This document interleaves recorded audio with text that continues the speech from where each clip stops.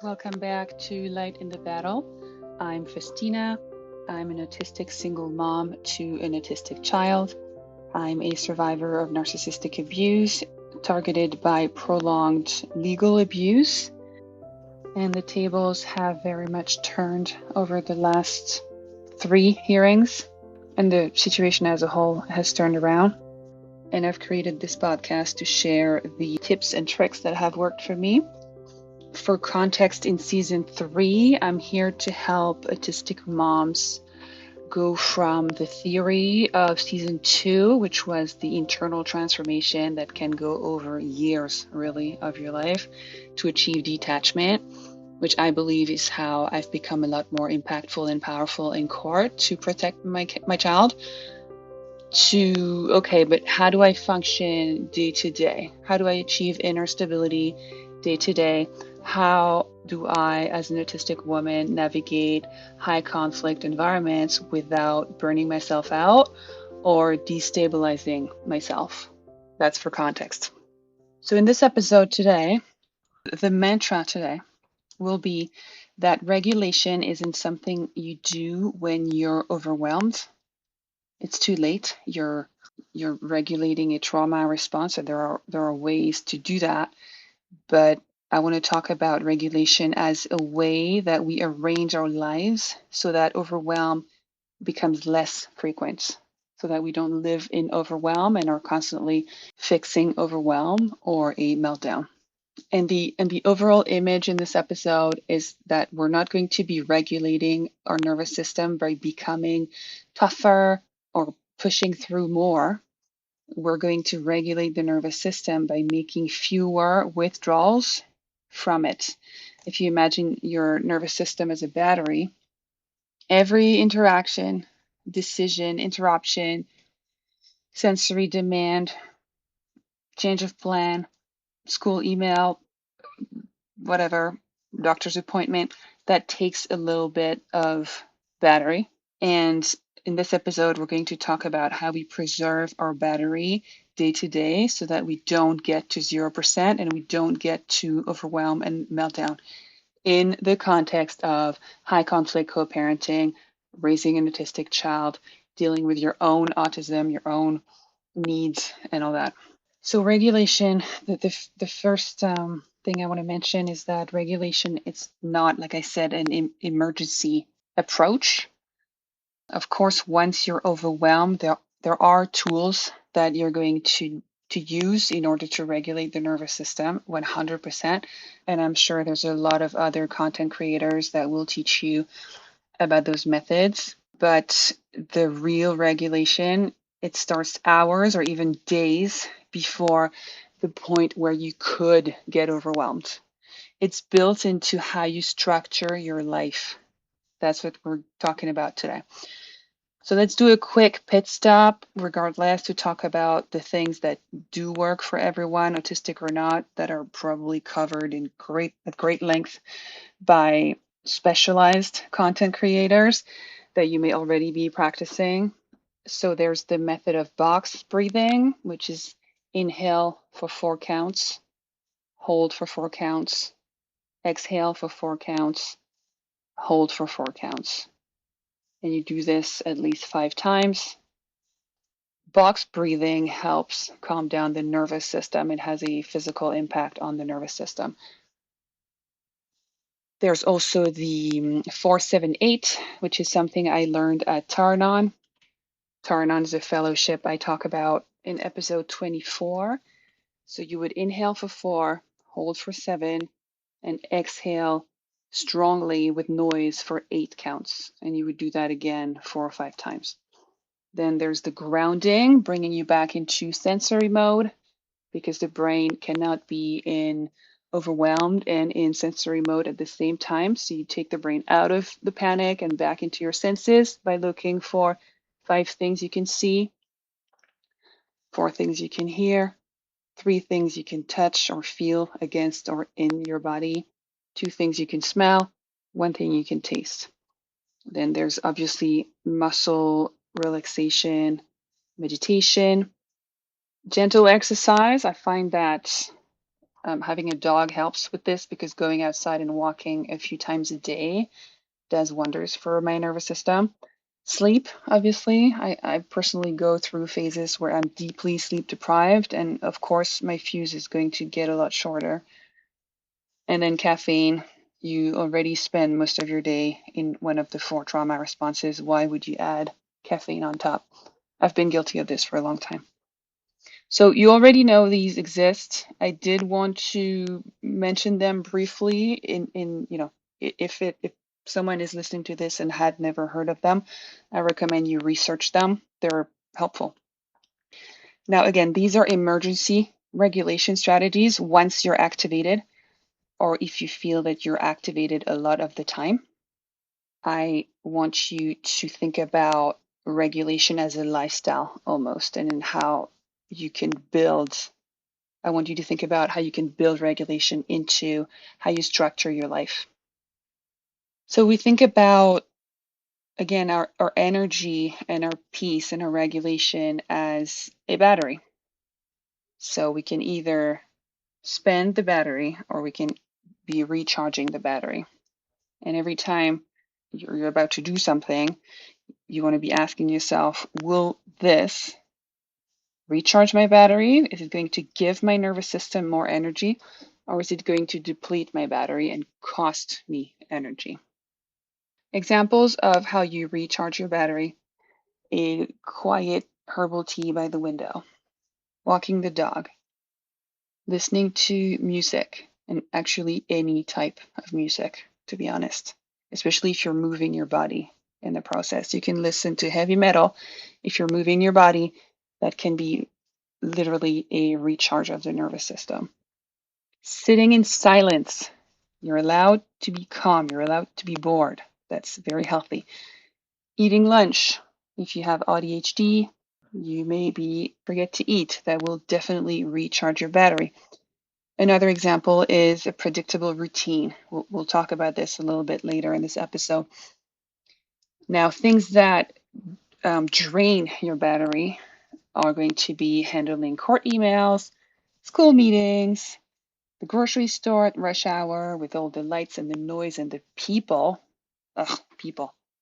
Unexpected phone calls of any kind, family drama, and the good old social masking. That's exhausting.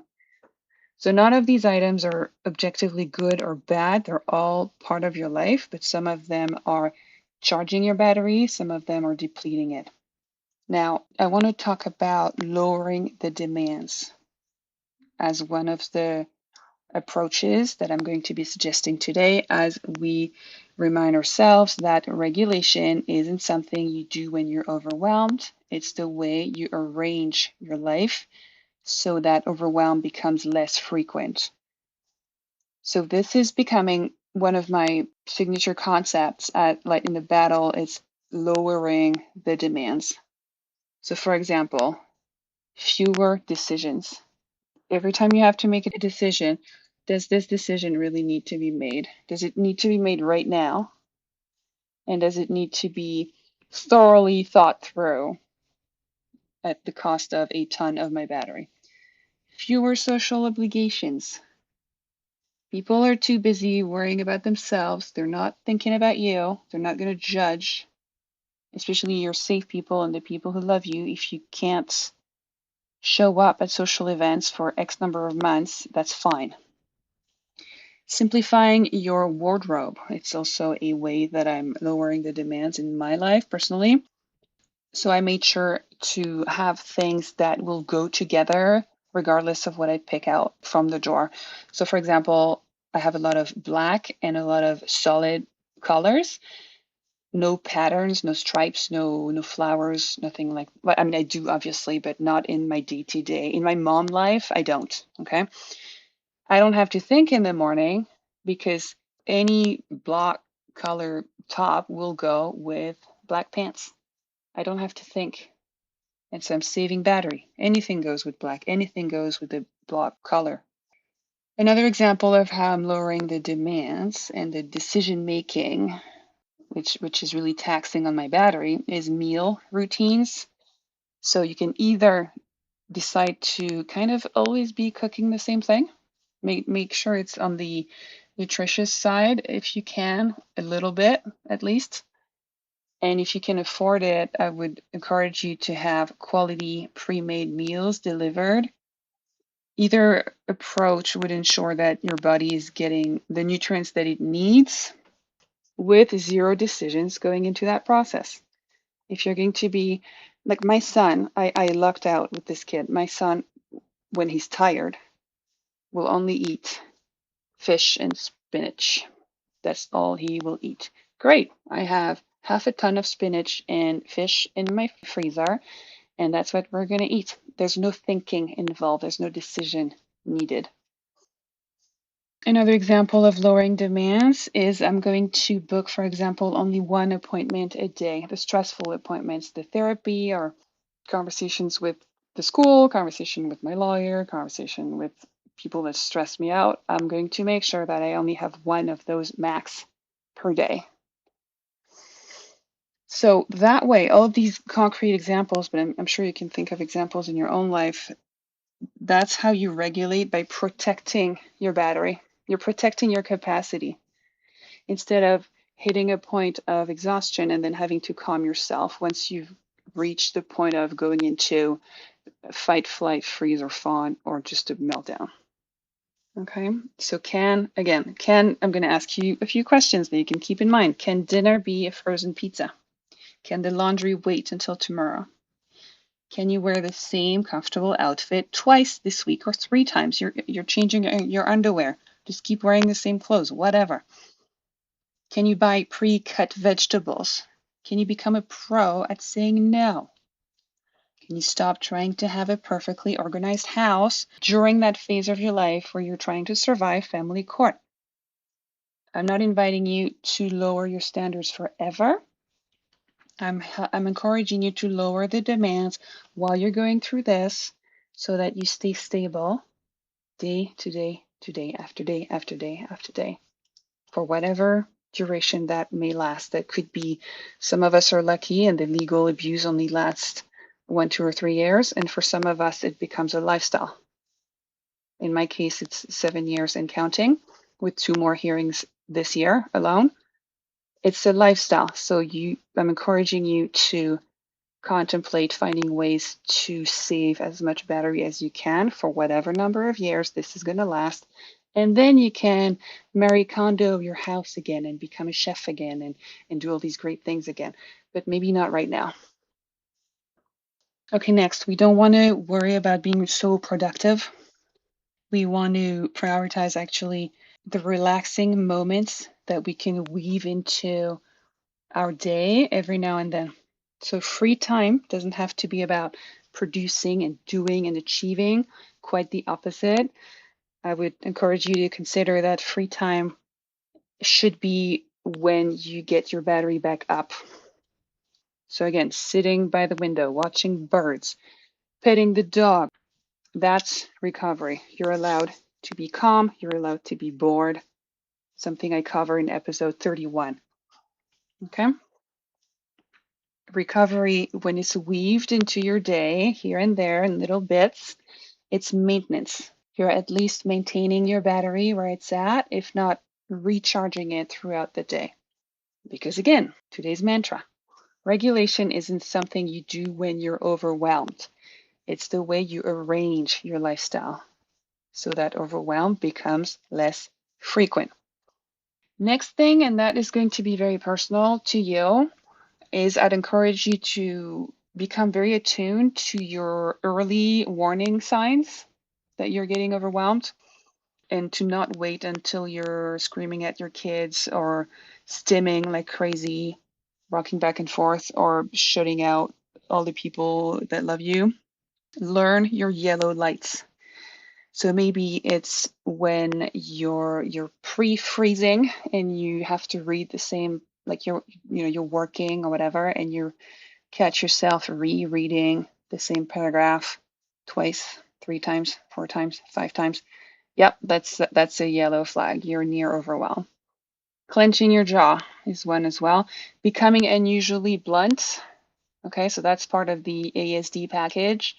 whether we're masked or unmasked, regardless, we know to be a little more gentle than what we would like to be saying. When we lose that capacity to filter out our thoughts and we become unusually blunt, that's a yellow flag. Talking faster, forgetting to eat, craving sugar, craving caffeine, feeling rushed. How many times have I walked my dog at a pace that was really not warranted? And it takes me 10 minutes to realize, wait a minute, like there's no rush. I don't need to be anywhere. I'm just walking my dog. Like, how about I make this an enjoyable moment and not always feel rushed? Like everything's an emergency. That's a yellow flag. And then there's the usual doom scrolling instead of resting.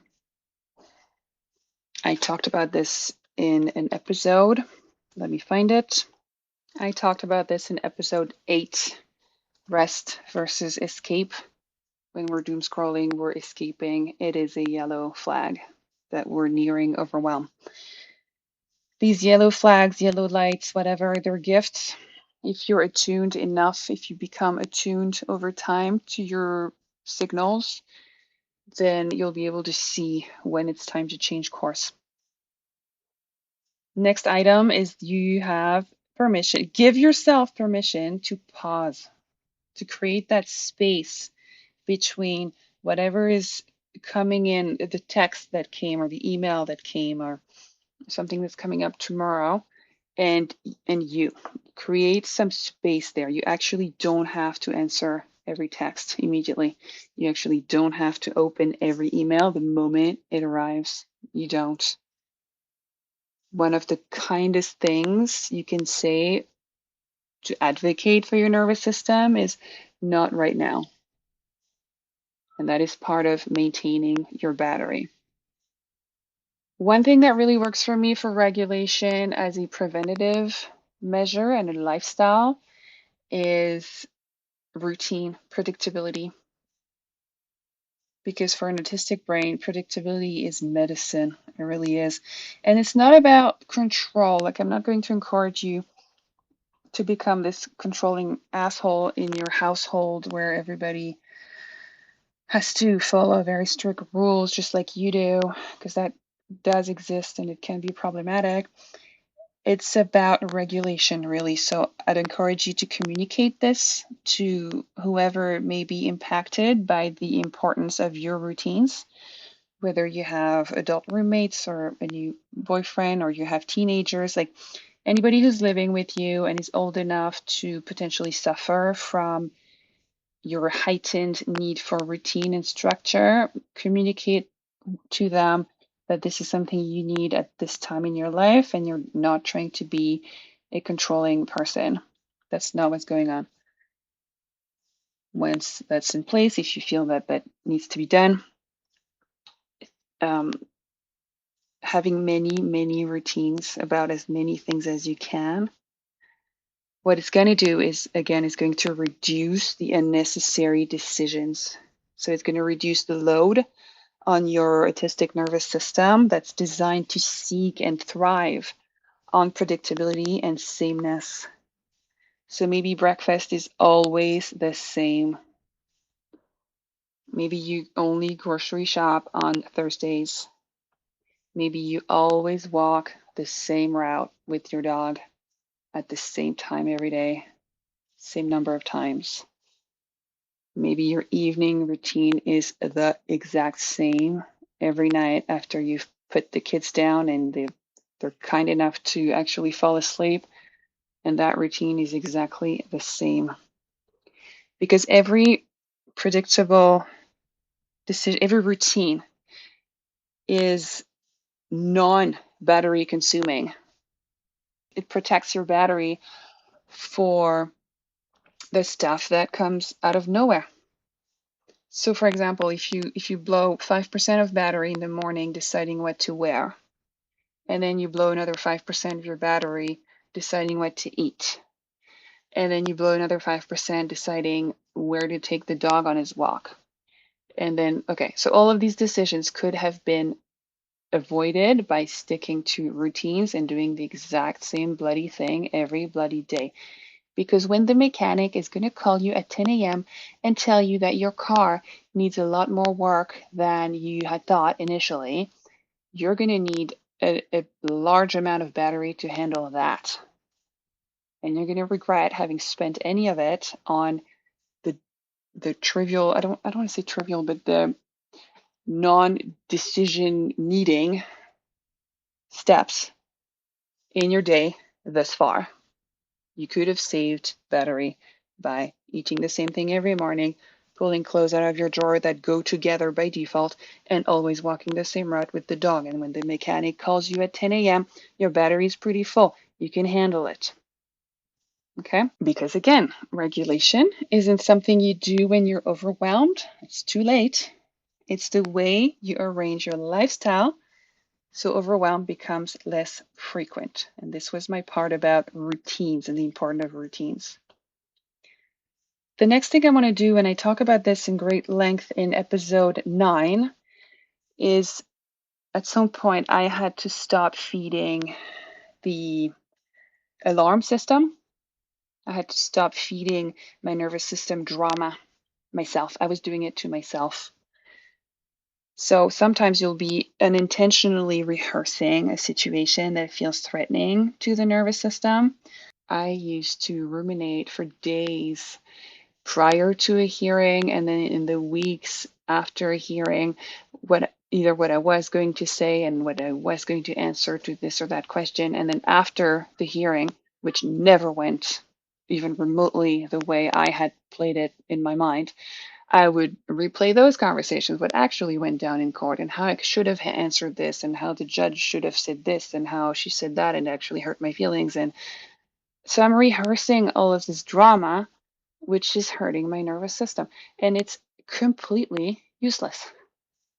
I go into more detail again in episode 9. So you don't need to reread court documents repeatedly. Once you got the gist of it, you've got all the details, you've handled it, go pet the dog. You don't need to look at your ex's social media because that is threatening to your nervous system. That is triggering. And you also need to be a little careful. I'm shooting myself in the foot by saying that because I have a Facebook page at Light in the Battle where I'd love to connect with you, by the way, where I talk about autism and trauma recovery, legal abuse, parenting an autistic child.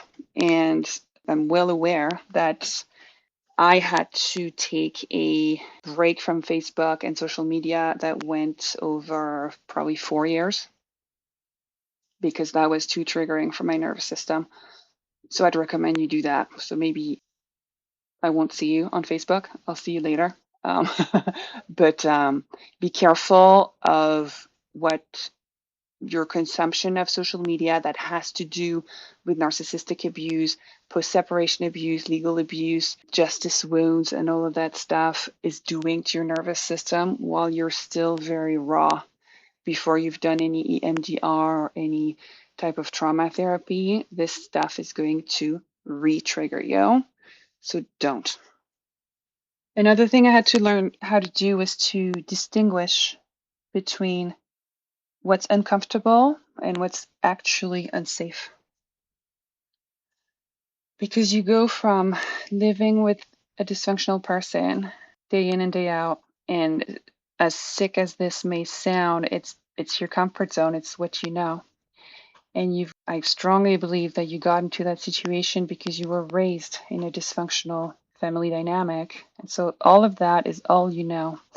And once you get out and you start doing the work on yourself, you're going to be finding yourself very much out of your comfort zone and you're going to be in uncomfortable situations. That doesn't mean that they're unsafe. A safe person setting a boundary in a way that is very safe and very fair. If you come from if you grew up in a dysfunctional family and married a dysfunctional person, that's going to feel extremely uncomfortable for you. Suddenly dealing with safe people who speak to you safely. That doesn't mean it's unsafe. It's uncomfortable. It's not a threat. It's not actually a threat to your nervous system. But your nervous system, because it's unfamiliar, may react as though this was an unsafe situation.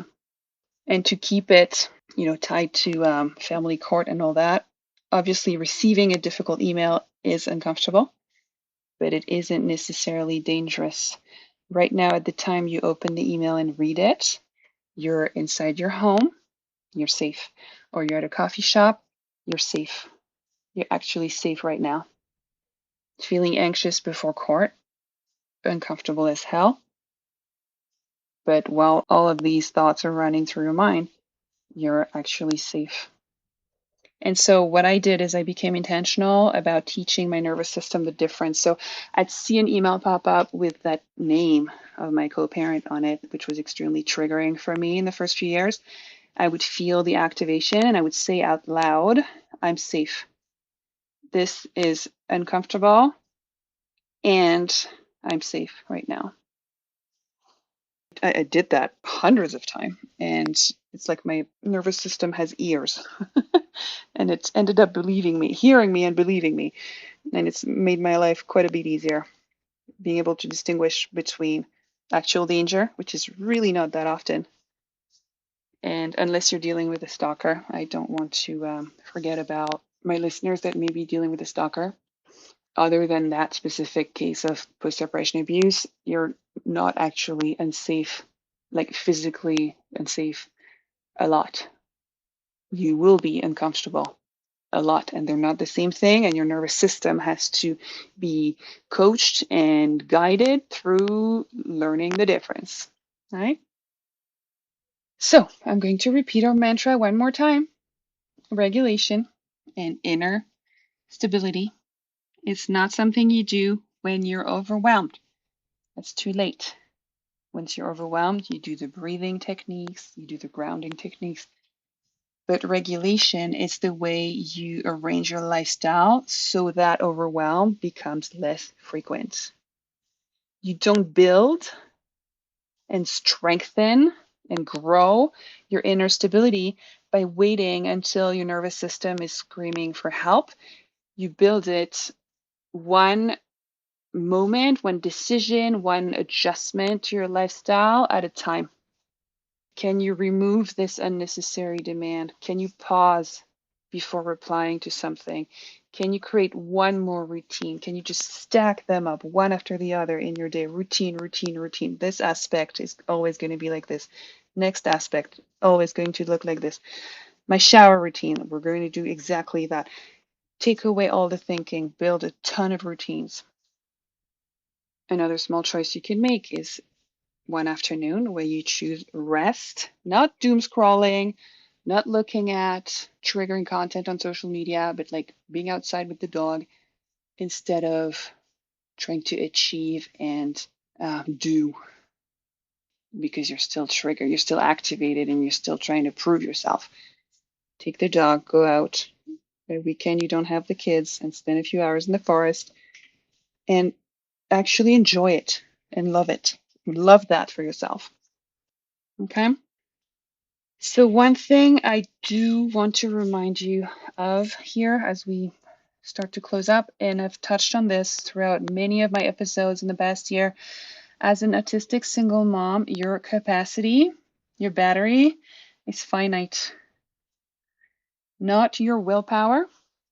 Okay, we've been masking for all of our lives and pushing through our whole lives.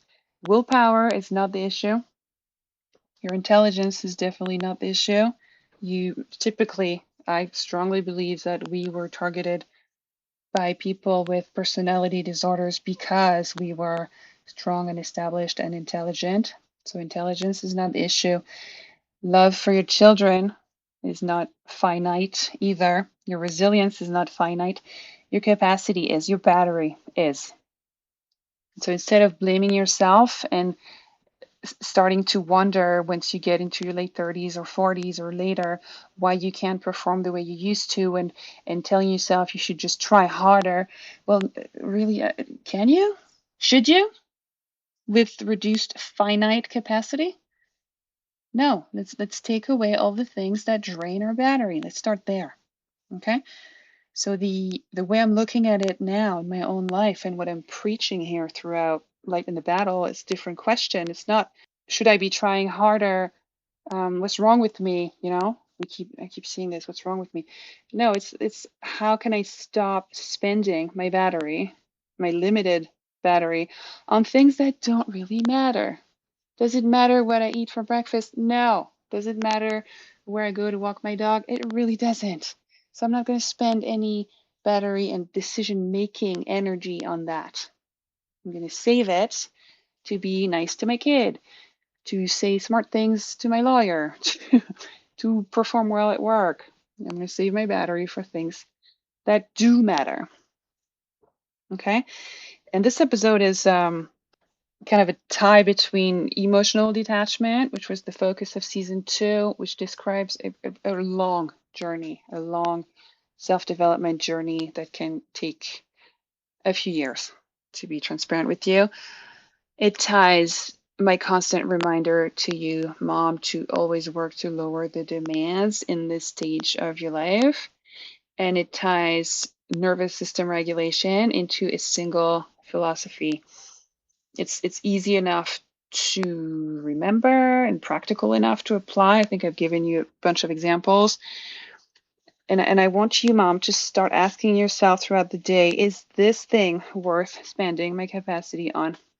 Is this worth spending any battery percentage points on?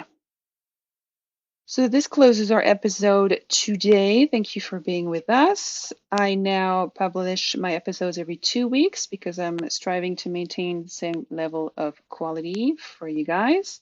Remember that I can be contacted through my DMs on Facebook at Light in the Battle. I do help autistic single moms going through post-separation abuse via DMs. This is something I do for free. Happy to help while I have some free time. And if you're in the thick of it right now and you're really struggling right now, then I'd like you to never forget that your only job today is to stay standing until bedtime. You don't want to look any farther. You stay standing until bedtime today. And you'll do that again tomorrow. Your goal is to stay standing until bedtime. And you'll do that the day after and the day after until the fog starts to lift. You got this, mama. You take it one day at a time. We'll see you in 2 weeks.